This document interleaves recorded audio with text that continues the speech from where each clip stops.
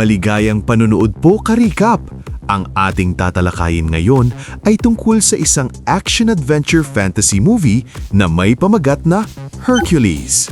Kaya sit back, relax, at simulan na natin.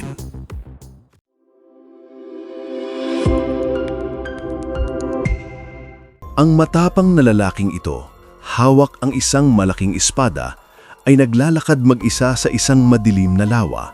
Bigla niyang natuklasan na ang lawa ay pinamumugaran ng halimaw na may 9 na ulo, ang Hydra.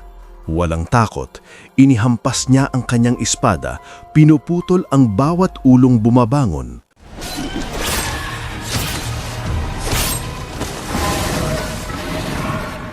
Pagkatapos, tumakbo siya patungo sa hilagang dulo ng mundo upang hamunin ang makapangyarihang hari ng mga baboy ramo. Sa bilis ng kanilang pagsugod, akala ng Boar King ay haharapin siya ng diretsahan.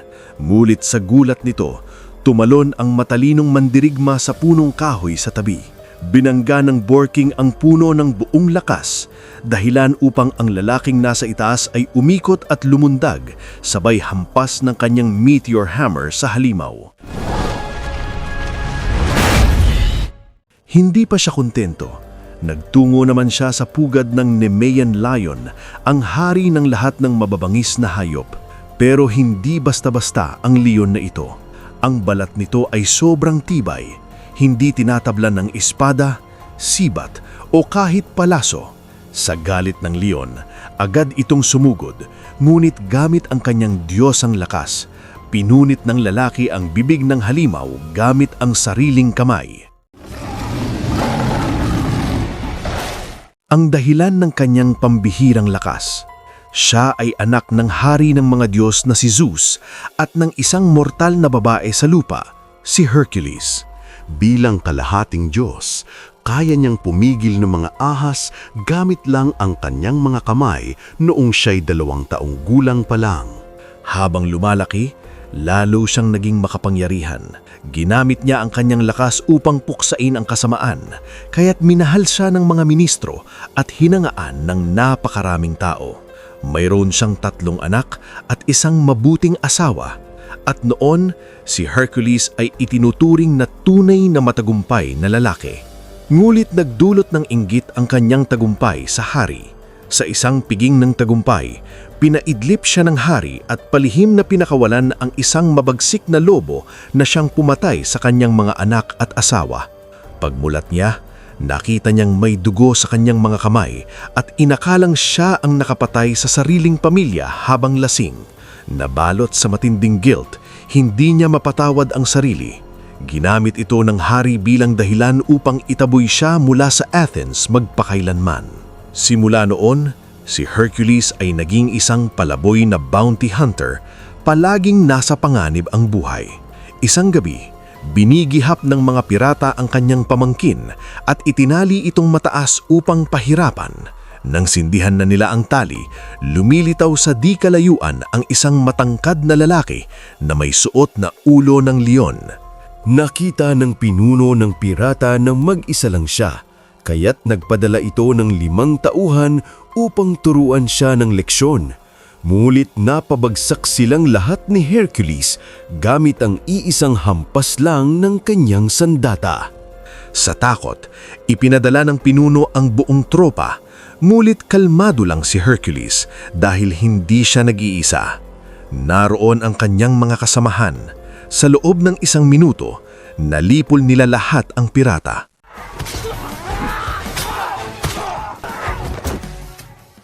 Akala ng kanyang pamangkin na mamamatay na siya, pero lumapit si Hercules ng kalmado. Habang nagsasaya sa kanilang piging, dumating ang isang babae mula sa karatig na kaharian, si Eugenia.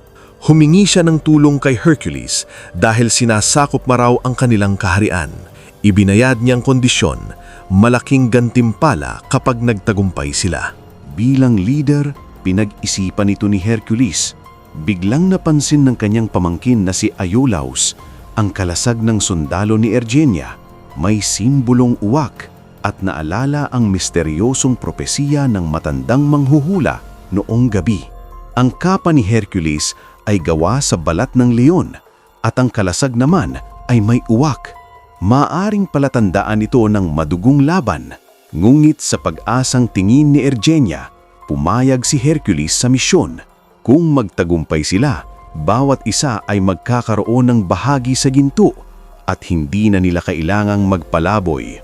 Kaya't sinamahan nila si Ergenia patungo sa kaharian ng Thrace sa hilagang bahagi ng Greece. Habang naghihintay sa harap ng hari, napansin nila ang dambuhalang statwa ni Hera at isang templo. Ipinahayag ni Ergenia na si Hera ang patron saint ng kanilang kaharian, kaya't ginugol doon ang napakaraming oras at yaman. Habang nag-uusap sila, tumakbo palabas ang batang si Arius. Pagkatapos ng maikling yakapan, agad niyang ibinaling ang kanyang tingin kay Hercules. Ni si Hercules mismo ay hindi inasahan na ang kwento ng anak ni Zeus ay magbibigay sa kanya ng isang batang tagahanga. Habang walang tigil na ikinukwento ni Arius ang mga kabayanihan ni Hercules, may bakas ng pag-aalala sa mukha ng kanyang ina na si Ergenia. Agad niya itong pinigilan at marahang hinila palayo. Kasabay noon, lumabas ang general na nagdadala ng mensahe at inanyayahan si Hercules at ang kanyang mga kasamahan papasok sa palasyo. Bilang pagpapakita ng respeto, bumaba pa mismo ang hari ng Thrace mula sa kanyang trono upang salubungin sila. Sa mga salitang binitiwan nito, malinaw na tagahanga rin siya ng alamat tungkol sa anak ni Zeus. Matapos ng ilang pagbati, ipinakilala ni Hercules isa-isa ang kanyang mga kasamahan. Ngunit nang mapansin ng hari na may babae sa kanilang grupo, bigla nitong ipinakita ang kanyang pagiging hambog. Nag-aalala ako na baka hindi bagay sa babae ang misyon na ito, kahit pa siyang isang mandirigmang Amazon. Sabi nito, nainsulto ang babae at agad ipinakita ang kanyang husay sa harap ng hari. Sa takot na siya rin ang susunod, dali-daling humingi ng tawad ang hari. Nang makumpirma niyang tama ang mga taong kinuha niya, nagsimula na itong ipaliwanag ang sitwasyon ng kaharian at ang misyon ni Hercules habang sila'y kumakain. Ang pinuno ng pag-aaklas ay isang mangkukulang na nagngangalang Rhesus, bihasa sa mga mahika na kayang guluhin ang isip ng tao. Pinamumunuan niya ang hukbo ng kalahating tao, kalahating kabayong nilalang, at saan man sila magpunta, puro sunog, patayan, at pandarambong ang iniiwan. Nais niyang agawin ang kapangyarihan at umupo sa trono ng Thrace. Maraming mamamayan ang nawalan ng tahanan at walang mapuntahan kundi ang proteksyon ng hari. Ayon sa mga alamat, tanging isang Diyos lamang ang makakapatay kay Rhesus. Kaya naman lumapit ang hari kay Hercules, umaasang matutulungan siya. Nang mabalitaan ni Hercules na isang mangkukulang at hukbong kalahating nilalang ang kanilang kalaban, bahagya siyang nagsisi sa kanyang desisyon. Napansin ito ng hari, kaya't sinanyasan si Ergenia upang magsalita. Marami na akong nasaksihang kabiguan, kaya't hindi na ako naniniwala sa mga alamat. Pero kailangan ng mga taong bayani, isang makakapagbigay pag-asa. Naniniwala ang anak kong ikaw yun, at maniniwala rin ako. Sa tagal ng panahon niyang lumalaban kapalit ng bayad, ngayon lang narinig ni Hercules ang ganitong uri ng pagtitiwala. Sa mga mata ni Ergenia na puno ng pag-asa, labis siyang naantig at agad pumayag. Pero hindi siya nagpatalo sa emosyon. Alam niyang negosyo ay negosyo. Tinanggap niya ang misyon na labanan si Rhesus, ngunit humiling siya na doblehin ang gintong ipinangako. Laking tuwa ng kanyang mga kasama sa balitang iyon, ngunit agad ding sumulpot ang unang hamon. Paano palalakasin ang hukbo ng kaharian? Ilang beses na kasing natalo ang hari ni Rhesus, dahilan upang manghina at mabawasan ng husto ang kanyang mga sundalo. Ang natitirang hukbo ay puro magsasaka at mangangalakal, kakaunti lang ang tunay na mandirigma. Pagkatapos magmuni-muni, nagpasya si Hercules na magsimula sa realidad. Bubuuin nila ang isang maayos na hukbo. Kinabukasan, tinuruan nila ni Hercules at ng kanyang grupo ang mga sundalo kung paano palalakasin ang pormasyon ng mga kalasag. Ngunit sadyang hindi maiiwasan ang biglaang pagbabago ng tadhana.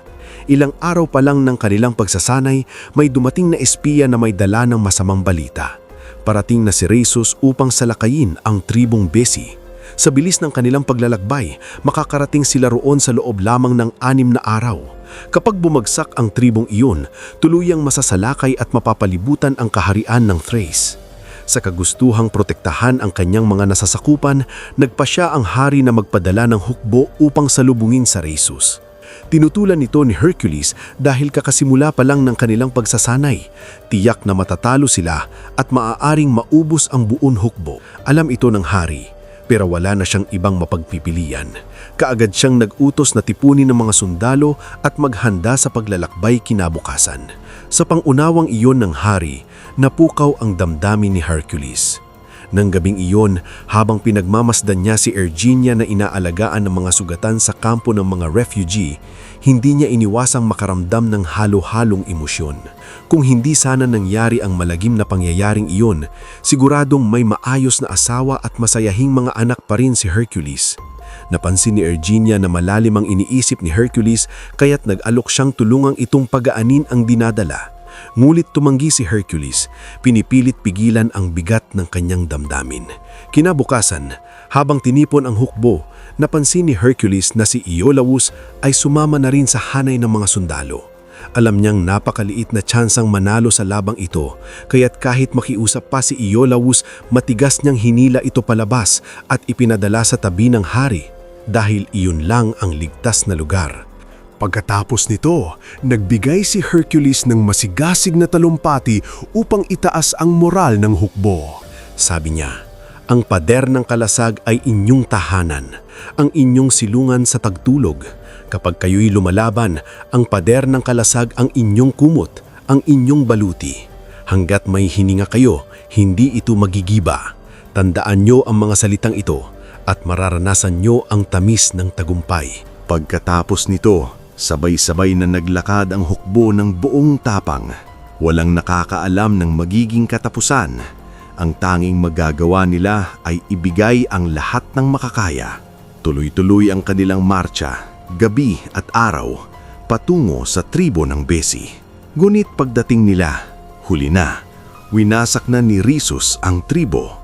Sa nakita nilang mga pugot na ulo na nakatusok sa patpat, kahit si Hercules at ang kanyang mga kasamahan na sanay sa kamatayan ay napailing. Tinawag nilang halimaw ang kanilang kalaban. Habang pumapasok ang hukbo sa loob ng tribo, mas lalong dumarami ang nakikitang bangkay. Mukhang natunugan ni Rhesus na may espiya sa kanyang kampo, kaya't pinabilis niya ang pag-atake. Ngulit biglang, 2 katawan na nakahiga sa lupa ang biglang bumangon at umatake kina Iolaus at sa general. Nakakatakot silang tingnan, ngulit isa-isa ring napuksa. Ngulit malayo pa sa pagtatapos, habang patuloy na may bumabangon mula sa lupa, napagtanto ni Hercules na nahulog sila sa bitag ni Rhesus. Nalilito si Hercules kung bakit ang mga tribong dapat nilang tulungan ay biglang nanlaban ng may ganoong galit. Ipinaliwanag ng general na ito ay isa sa mga karaniwang taktika ni Rhesus. Ayon sa alamat, kaya ng kanyang mahika na kontrolhin ang isipan at gawing kaaway ang mga kakampi. Dahil nasa gitna na sila ng labanan, wala nang atrasan. Inutusan ni Hercules ang hukbo na ihanda ang sarili. Sa puntong iyon, lumabas ang pinuno ng tribong Besi, hawak ang kanyang espada, tila sinasabi niyang hindi siya natatakot. Kalmado si Hercules, dahan-dahang isinabit ang balat ng leon sa kanyang balikat at matatag na tumayo. Nang sumigaw ang higante at sinugod si Hercules, sa isang iglap lang, isang suntok ni Hercules ang naghagis sa kalaban, patay pa bago bumagsak sa lupa.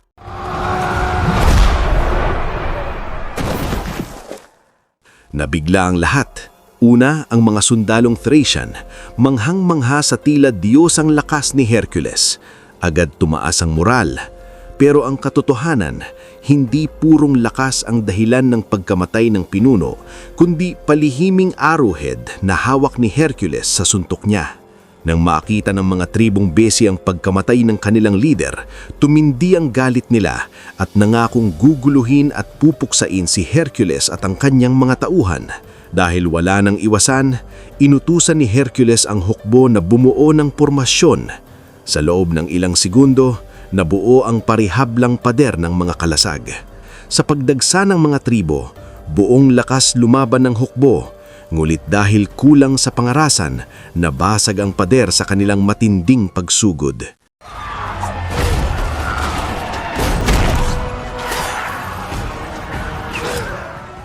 Sa gitna ng kaguluhan, naroon ang hari. Nagsisisi kung bakit binaliwala niya ni Hercules ang babala at isinama ang mga di sanay na sundalo.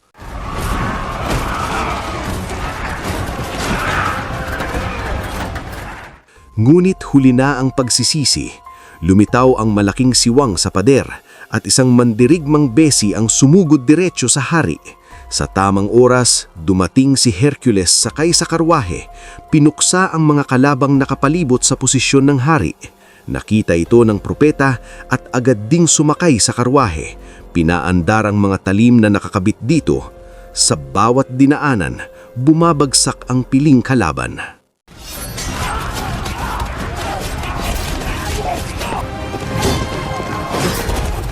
Kahit nagtagumpay sila sa labanan, makikita sa mga nagkalat na bangkay kung gaano kalaki ang kabayaran ng panalo. Ang mas mabigat pa, ni minsan ay hindi pa rin nila nasisilayan si Rhesus mismo. Sa susunod na araw, matapos suriin ang naging labanan, ipinatawag ng hari si Hercules. Inaasahan niyang papuri ang maririnig, ngunit kabaligtaran ang nangyari. Sinalubong siya ni Hercules ng seryosong paninisi. Sabi ni Hercules, "Bilalaan na kita. Wala akong duda sa tapang ng iyong mga sundalo, pero kulang sila sa karanasan at pagsasanay. Kung bibigyan mo ako ng oras, gagawin kong tunay na mandirigma ang mga ito." Dahil hindi pa rin nila natatalo si Rhesus, pinigilan ng hari ang kanyang galit at pumayag na ipagpatuloy ni Hercules ang pagsasanay ng hukbo. Pagsapit ng gabi, dumating si Erginia sa kampo kasama ng mga manggagamot. Inunan niyang tignan si Hercules na may kaunting sugat lang. Kung na-late siya ng kaunti, baka gumaling na ito agad. Habang nag-uusap, nabanggit ni Erginia ang kanyang yumaong asawa. Tulad ni Hercules, matigas ang ulo at konserbatibo sa ilang bagay. Pero namatay siya bago pa man ipinanganak ang kanilang anak. Marahil naalala ni Hercules ang sarili niyang ama, kaya nakisabay siya sa kwento. Ngunit nang mabanggit ni Erginia ang tungkol sa mga anak, biglang nagdilim ang ekspresyon ni Hercules. Napansin ni Erginia ang biglang pananahimik at marahang tumayo para umalis. Iwas si Hercules sa usapan tungkol sa pamilya. Sa puot, bangungot at guni-guni, madalas siyang magising sa kalagitnaan ng gabi. Kinaumagahan, napansin ng propeta ang kanyang hitsura at hinalang muli siyang binalot ng bangungot. Bilang isang propetang may kakayahang makakita ng hinaharap, naniniwala siyang ang mga panaginip ni Hercules ay mga mensaheng galing sa mga Diyos. Ayon sa kanya, taning sa pagtupad ni Hercules sa mga pagsubok ni Hera at ng mga Diyos siya makakamit ng katahimikan.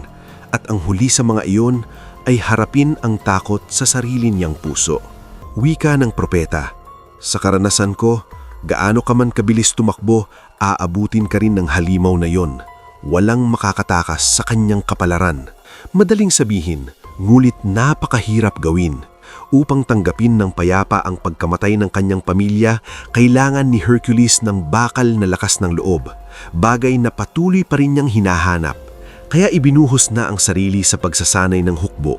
Sa araw at gabi, pinahusay nila ang mga sandata, arko at disiplina sa labanan. Sa wakas, mula sa magulong pangkat ng suportang tropa, unti-unting nabuo ang isang tunay na hukbo. Dumating ang balita mula sa mga espiya. Nakapwesto si Rhesus sa kampong 200 layo ang layo. Nahinuha ni Hercules na balak nitong tumawid sa bundok Asticus at salakaing direkta ang kastilyo ng Thrace. Ang tanging paraan upang pigilan siya ay dumaan sa kagubatan at salubungin sa gitna. Sa pagpayag ng hari, tinanong ni Hercules kung makikita ba nito ang kanilang tagumpay. Mahinahon nitong sagot, "Tahimik ang mga Diyos, ngulit nakita kong mamamatay ako sa loob ng linggo, sa isang lugar na parang impyerno."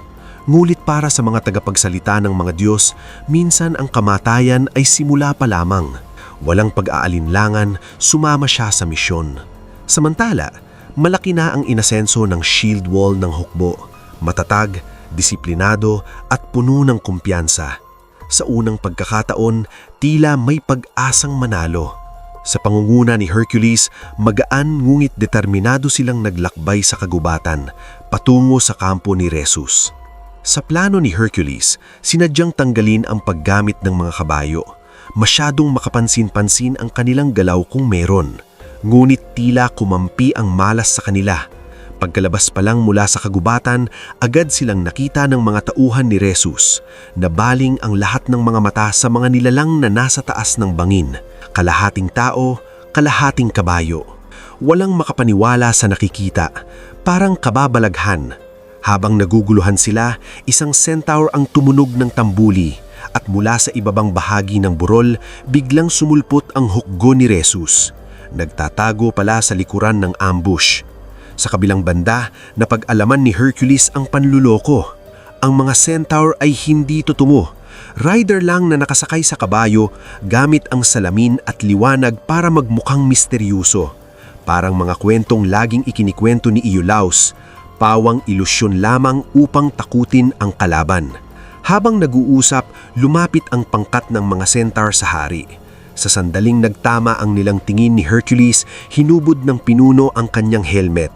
Si Rhesus mismo ang nasa harap nila. Puno ng kumpiyansa, siya mismo ang naging tagapagsalita bilang mensahero. Sinasabing layunin niyang ipasuko na ng maaga ang hari ng Thrace at itigil ang walang saysay na paglaban. Ngunit hindi ganun kadaling umatras ang hari. Sa ilang matatalim na salita, binalikan niya si Rhesus ng buong tapang. Dahil doon, parehong panig ay nagdeklara na sa bukas na labanan na nila ito lulutasin. Ang digmaan ay handa nang magsimula. Muling nagsalita si Hercules bago ang laban. Sa sandaling ito, sa espesyal na araw na ito, maging mandirigmang karapat-dapat sa respeto. Sa loob ninyo ay ang lakas na makapagsunat ng sariling alamat. Patunayan ito kahit kamatayan o tagumpay ang kaharap. Sa utos ni Rhesus, sumugod ang kanyang mga kabalyerya.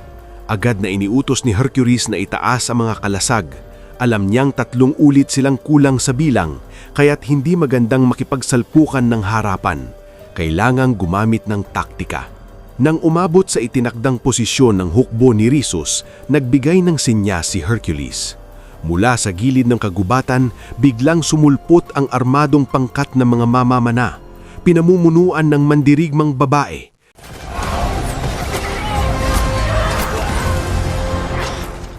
Sakay ng mga karwahe. Sa bawat pagbitaw ng palaso, tuloy-tuloy na bumabagsak ang mga nangungunang kabalyero. Para sa mga nakaiwas sa mga palaso, may nakahandang plano si Hercules. Bukod sa pagsabak niya mismo sa gitna ng labanan, iniutos niya sa unang hanay ng mga sundalo na itaas ang kanilang sibat sa anggulong 45 grados, diretsyong tumama sa mga sumusugod na kabalyero.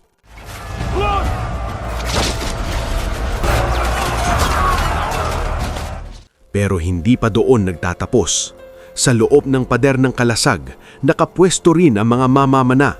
Dahil sa ganitong estratehiya, nagawang pigilan ng hukbo ng hari ang malakas na pagsalakay at higit pa, nalipol nila ang kalaban. Nakita ni Rhesus ang matatag na depensa ng hukbo, habang isa-isa namang bumabagsak ang sarili niyang mga sundalo, parang mga basurang tinatapon.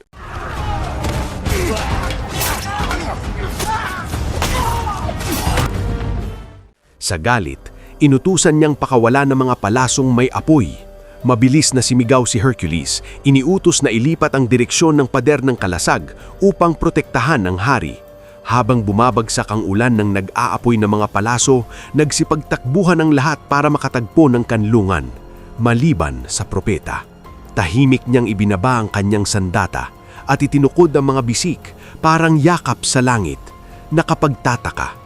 Ang mga palaso'y parang may sariling isip, limilihis sa kanya at walang ni isang tumama. Dito, agad niyang naunawaan, hindi pa pala ito ang araw ng kanyang kamatayan.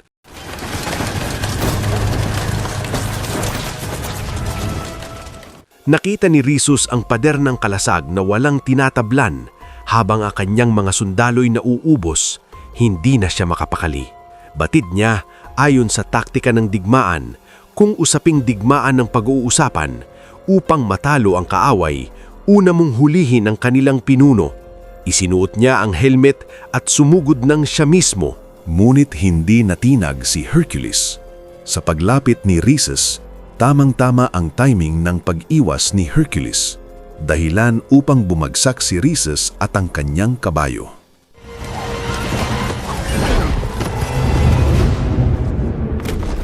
Sa maikling sandali, natapos ang laban, si Rhesus ay nabihag ng buhay. Pinakamalaking panalo, walang duda, ay ang hari ng Thrace. Nanalo siya ng hindi nagbibigay ng isang utos at sinalubong ng hiyawan ng kanyang mga tao.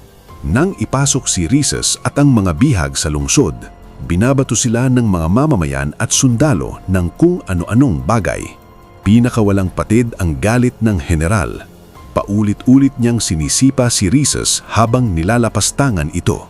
Hindi na natiis ni Hercules ang tanawin, kaya't lumapit siya upang pigilan ang general. At marahang itinayo si Rhesus. Sa nasaksihang kabutihang loob ni Hercules, sinabi ni Rhesus, "Hindi ko sinunog ang mga nayon. Tulungan mo ang sarili mo, Hercules. Mali ang mga pinagsisilbihan mo." Nabigla si Hercules. Hindi niya alam kung nagsasabi ito ng totoo. Ngulit nang sumapit ang gabing piging ng tagumpay, nagsimula siyang maramdaman na may mali. Upang ipagmalaki ang kanyang panalo, ipinag-utos ng hari na itali si Rhesus malapit sa lugar ng kasiyahan upang pilitin itong panoorin ang kanilang pagdiriwang. Sa gitna ng kasiyahan, hindi nakatiis si Erginia. Naawa siya kay Rhesus at tinangkang bigyan ito ng alak upang maibsan ang uhaw. Ngulit pinigilan siya ng hari. Pagkatapos, sa senyas ng hari, biglang tumayo ang general sa tabi niya. Hawak ang inihandang korona. Sa harap ng lahat, ginanap niya ang isang maladramating koronasyon at ipinahayag na karapat-dapat ang hari bilang tunay na pinuno ng Thrace. Ngunit sumagot si Rhesus, "Ang Thrace ay hindi pag-aari ng sinuman. Ito ay para sa mga tao." Sa isang iglap, natataka si Hercules. Paanong ang tinaguriang rebelde ay may ganitong katarungan at karunungan? Lalong lumalim ang kanyang pagdududa. Napansin ng kanyang mga kasamahan ang pagbabago sa ekspresyon ni Hercules at pinagpayuhan siyang huwag makialam. "Kunin natin ang ginto at umalis tayo bukas," sabi nila. Pero hindi iyon ang paraan ni Hercules. Ilang sandali lumipas, biglang tumayo si Erginia at umalis mula sa hapag. Udyok ng kuryosidad, sumunod si Hercules. Nahuli niya ito sa tahimik na lugar at agad na tinanong, "Bakit mo kinakalma si Rhesus? Hindi ba't kaaway siya ng iyong ama?" Hindi sumagot si Erginia, pero sapat ang bakas ng pagkabalisa sa mga mata niya para maunawaan ni Hercules ang totoo. Ang tinatawag na rebelyon ay kathang-isip lamang, isang kasinungalingan ng hari, at ang Erginia ay ginawang kasangkot. Galit na inakusahan siya ni Hercules ng pagtatraidor. Ngulit sagot niya ay puno ng pighati. "Hindi ko ito ginawa para sa aking ama. Ginawa ko ito para sa aking anak. Kung susuwayin ko ang hari, papatayin nila siya. Bilang ina, ginawa ko lang ang dapat, ang protektahan ang aking anak." Minsan siyang naging reyna ng Thrace. Ang kanyang asawa, ang tunay na hari, ay nilason ng kanyang sariling ama upang agawin ang trono. At mula noon, ginamit ng matandang hari ang kanyang anak, si Arius, bilang panakot upang mapanatiling masunurin si Erginia. Samantala, si Rhesus pala ang totoong makatarungang pinuno na pinagbintangan bilang taksil. Ang dahilan kung bakit hindi nagrebelde si Erginia ay dahil naniwala siyang may hangganan ang kapangyarihan ng kanyang ama. Kapag ito'y nawala sa mundo, mamanahin ng anak niyang si Arius ang trono at bilang mabuting bata, magiging makataong hari siya. Ngunit isang bagay ang hindi niya naisip. Walang sino man ang ligtas sa tukso ng kapangyarihan. Kung nagawang agawin ng kanyang ama ang trono, maaaring gawin iyon ng iba. At sa oras na iyon, baka wala ng buhay si Arius para mamuno. Habang patuloy silang nag-uusap tungkol sa katotohanan, biglang sumulpot ang general mula sa dilim, dala ang mensahe. Ipinapatawag ng hari si Hercules. Mainit pa ang dugo ni Hercules nang humarap sa hari. Diretsahan niya itong hinarap. "Bakit mo kami nilinlang?" Ngunit walang pag-aalinlangan ng hari nang sagutin siya. "Kahit nilinlang kita, ano ang magagawa mo?" Mas lalong nag-apoy ang galit ni Hercules nang magyabang pa ang hari. "Alam ko ang alamat mo, Hercules. Ngunit mayroon din akong sarili. Dati akong general ng Thrace at pinangarap kong mamuno sa kahariang ito. Dahil sa iyo, lalong lumaki ang pangarap na iyon. Ngayon, gusto ko ng isang imperyo. Ang 1,000 sundalo ko'y magsasanay ng 10,000 at ang 10,000 magsasanay ng 100,000. Kung kinatatakutan mo ang lakas ng hukbong yon, ikaw na ang manguna." Lalong nagningning ang galit ni Hercules, lalo na nang banggitin ng hari tungkol sa mga bata, isang sugat na matagal na niyang tinatago. Noon, madalas siyang sumabog sa galit, ngulit pinigilan siya ng kanyang mga kasamahan. Alam nilang nasa hukuman pa rin sila ng hari at anumang pagkakamali ay maaaring ikapahamak nila. Buti na lang, hindi na pinatagal pa ng hari ang tensyon. Nakita niyang hindi magpapasakop si Hercules kaya't inutusan niya ang kanyang mga tauhan na ibigay ang ginto at hayaang umalis sila. Ngunit habang naghahanda silang umalis, hindi matiis ni Hercules ang mga mata ng mga refugee, puno ng takot at kawalang pag-asa. Sa huli, hindi niya kinaya ang konsensya. Nagpasya siyang manatili at ituwid ang maling nagawa. Maraming sumama sa kanya, handang tulungan siyang iligtas ang Thrace. Ngunit may isa sa grupo na nagpasyang umalis, naniniwalang tapos na ang kanilang tungkulin at oras na upang tanggapin ang kabayaran. Tinanggap iyon ni Hercules. Bawat mandirigma may kanya-kanyang landas. Nabawasan sila sa 5, ngulit mas lalo silang naging buo. Nang gabing iyon, palihim silang sumalak sa palasyo at inalisan ng malay ang mga bantay. Ngulit, lingid sa kanila na kapag handa na ang hari, inihanda niya ang isang patibong at sa kalaunan, nabihak silang lahat. Nang mamulat si Hercules, nanlalabo pa ang paningin niya mula sa tama ng suntok. Sa harap niya, ang 3 ulong asong hellhound na laging lumilitaw sa kanyang mga bangungot. Mulot nang tumingin siyang mabuti, napagtanto niyang mga ordinaryong lobo pala iyon. Ang parehong mga lobo na pagmamay-ari ng hari ng Athens, ang taong nagpatapon sa kanya noon. At doon, lumitaw ang tunay na katotohanan.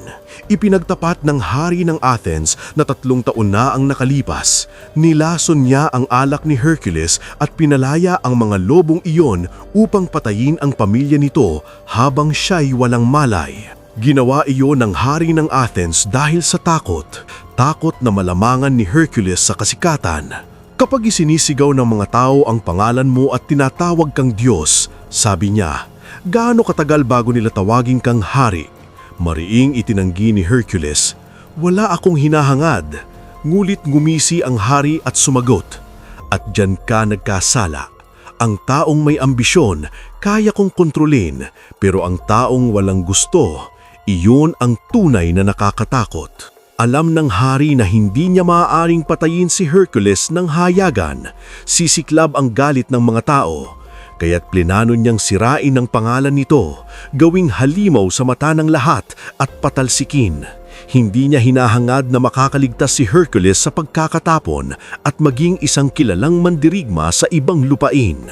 Ngayon, muling nagtagpo ang landas nila.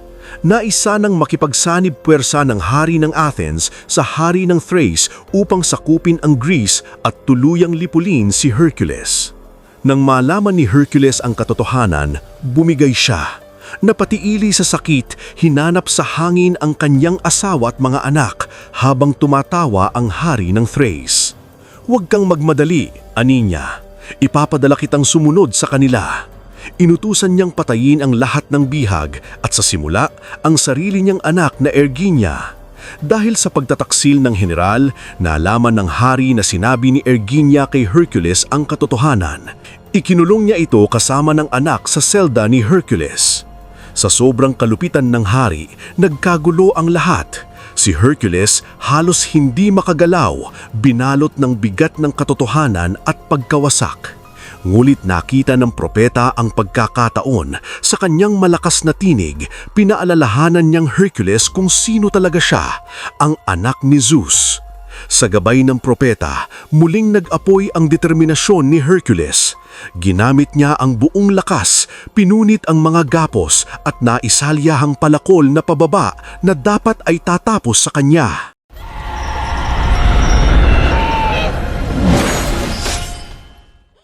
Nabahala ang hari ng Thrace at inutusan ng mga sundalo na pakawalan ang 3 mababangis na lobo.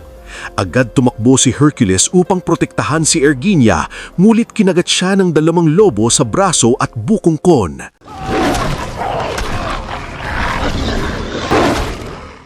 Sa sobrang takot, nagsara ang 2 hari sa labas ng selda, ngulit na natiling nanunood upang makita kung paano siyang lilinisin ng mga hayop. Habang nakikipagbuno si Hercules sa mga lobo, dali-daling binubuksan ni Ergenia ang mga rehas gamit ang espada. Wala siyang susi kaya paulit-ulit niyan hiniwa ang bakal. Habang patuloy na nakakapit sa kanya ang mga lobo, tumigil ang mga puso ng lahat, ngulit nanaig muli ang lakas ni Hercules.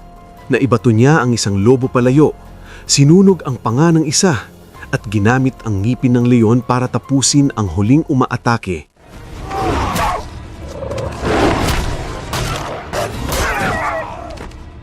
Nakalabas na si Hercules at ang kanyang mga kasamahan, armado na muli ng mga sandata. Sila ay nagtungo upang harapin ang 2 taksil na hari. Sa daan, sinalubong sila ng ilang mga sundalo. Mabilis na napaslang, parang wala lang.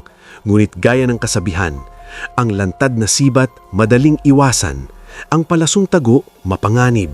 Nang matapos ni Hercules ang mga sundalo, napansin ng propeta ang isang papalapit na palasong may apoy mula sa malayo. Sa halip na umiwas, pumikit siya ng may kalmadong ngiti, handa sa kanyang pakatay, gaya ng nakita niyang kapalaran. Mulit-muli siyang nagkamali.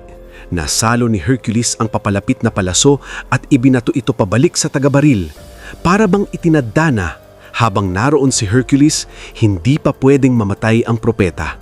Galit na galit si Hercules at dahil sa ginawa ng hari ng Athens ang pagpapatay sa kanyang pamilya, una niyang pinuntirya ito. Kahit tumakas ng maaga, hindi ito nakalayo. Hindi pamilyar sa lupain, mabilis siyang inabutan ni Hercules. Sa takot, tinangka ng hari ng Athens na ibunton ang sisi sa hari ng Thrace. "Ginayuma niya ako! Siya ang may pakana!" sigaw niya. Nang hindi ito umubra, lumuhod siya at nakiusap, nag-aalok ng gintong kabayaran kapalit ng kanyang buhay. Ngulit malamig ang mga mata ni Hercules. "Kung gusto mong humingi ng tawad," wika niya, "gawin mo ito ng tapat. Sa halip na humingi ng kapatawaran sa akin, humingi ka ng kapatawaran sa aking asawa at mga anak sa kabilang buhay." Sa isang mabilis na galaw, hinugot ni Hercules ang kanyang kutsilyo at binitawan ito ng may galit. Ang hari ng Athens ay tuluyang bumagsak. Ang kanyang mga kasalanan binayaran ng sariling dugo.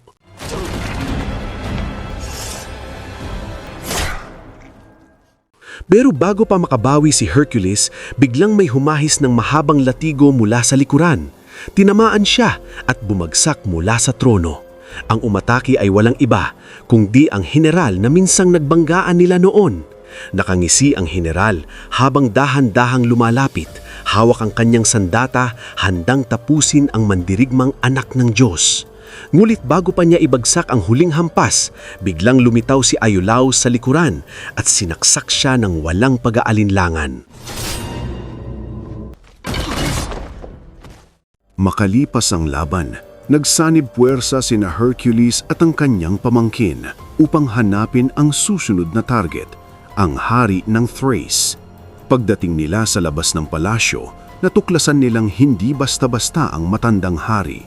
Kahit mahina at kulubot na sa edad, makapal pa rin ng mukha. Naghanda na nga ito ng kanyang hukbo at mas lalong nakakagalit. Ginamit pa niya si Areus, ang sarili niyang apo, bilang bihag upang makipagkasundo kay Hercules. Ngunit hindi na siya basta nagpabiktima. Nang makita ni Hercules ang mga sundalo, agad siyang nakaisip ng plano. Alam niyang siya mismo ang nagsanay sa mga ito, kaya't sinimulan niyang pakiusapan ang lahat. "Huwag nating ipagtanggol ang maling hari, gaya ng ginawa ko noon," sabi niya sa malakas na tinig. Galit ang tumugon sa kanya ng hari. Ipinahanda nito si Areus, itinaas sa harapan at nagsimulang magbilang. 3, 2. Ngunit bago niya mabigkas ang isa, bumagsak ang sundalong may hawak sa bata. Tinamaan ito ng palaso. Ang tumira ay ang kasamahan nila na umalis noon, bumalik upang iligtas ang bata. Sa sumunod na sandali, sumiklab ang labanan. Nagpalitan ng pana at sibat ang magkabilang panig. Ang dating kasamang iyon ay humarap upang magsilbing panangga, ngulit tinamaan siya at tuluyang binawian ng buhay sa mga bisik ni Hercules.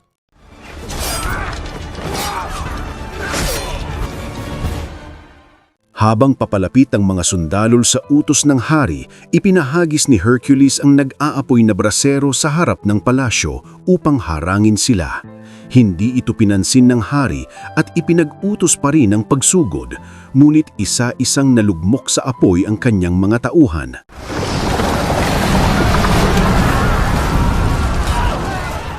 Mabilis siyang nakaisip ng bagong taktika. Gamitin ang shield formation na itinuro mismo ni Hercules. Nagsanib ang pader ng mga kalasag, makapal at matibay, at dahan-dahang umusod papalapit. Habang sumusulong, patuloy ang hari sa pangmamaliit. "Ano, anak ni Zeus? Hanggang saan ang kaya mong gawin?" Pang-uuyam niya. Ngumit ang pagmamalaking iyon ang nagtulak sa kanyang kapahamakan. Habang yakap ni Hercules ang kanyang namatay na kasama, sumiklab sa kanyang dibdib ang galit at kalungkutan. Tumingala siya sa dambuhalang estatwa ni Hera at doon nagkaroon siya ng ideya. Buong lakas, itinulak ni Hercules ang estatwa. Dahan-dahan gumalaw ito hanggang sa tuluyang bumagsak. Kumalat ang mga tipak ng bato, winasak ang pormasyon ng mga sundalo at tinamaan mismo ang hari ng ulo ng statwa. Agad siyang namatay sa ilalim nito.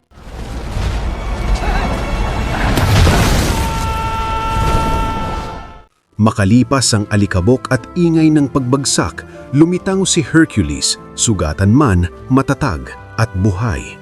Napatda ang mga sundalo, isa-isa nilang ibinaba ang mga sandata at yumuko sa harap ng anak ni Zeus. Ngunit sa sandaling iyon, hindi na mahalaga kung totoo ba siyang anak ng Diyos o hindi. Para sa kanila, si Hercules ay hindi na alamat kundi pag-asa, ang taong kumakatawan sa tapang, kabutihan at paniniwala sa sarili. Dahil upang maging isang tunay na bayani, hindi mo kailangang ipanganak bilang Diyos. Kailangan mo lang maniwala na kaya mong maging isa. At dito nagtatapos ang pelikula, mga ka-recap. Kung nagustuhan nyo ka-recap ang movie recap natin ngayon, ay inaanyayahan kita na mag-subscribe at pakipindot na din ng notification bell para palagi kang updated sa mga susunod naming videos. Maraming salamat sa panonood. Hanggang sa muli!